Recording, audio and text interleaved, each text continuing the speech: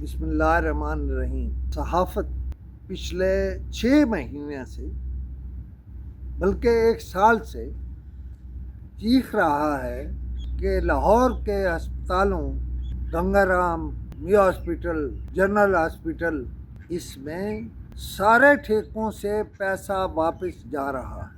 اب جناب عمران نذیر اور جناب سعد رفیق کے چھوٹے بھائی کیا یہ بتا سکیں گے کہ وہ چپ کیوں ہیں؟ گنگا رام میں تو ایک ٹھیکہ، کروڑوں روپے کا ٹھیکہ، بغیر وجہ کے، بندے بھی پورے نہیں ہیں، وہ ایک ایم پی اے کے پاس ہے، پنڈی کے ایم پی اے کے پاس۔ سامنے اس کا نام نہیں ہے، سامنے اس کے فرنٹ میں ہم نے ڈاکٹر مسعود شیخ کو اس کے خلاف جو باتیں کی، سچی بات یہ ہے کہ محترمہ مریم نواز نے ایکشن لے کے اسے ہٹا دیا اور اسے چارج شیٹ بھی اچھی، لیکن محترمہ مریم نواز کسی دن اپنی شکل تھوڑی تبدیل کر کے خود جائیں۔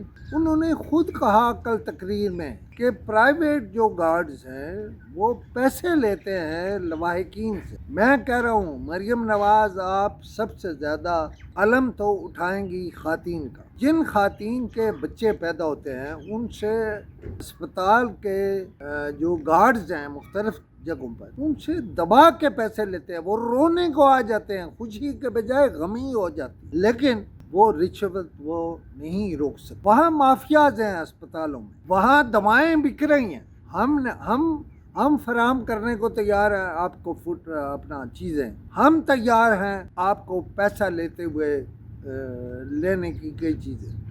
میں احتیاط سے کہہ رہا ہوں، لیکن ہم نے اس کا علم اٹھایا ہے۔ جو باتیں بی بی تک پہنچی ہیں وہ ساری ہم نے کہی ہیں۔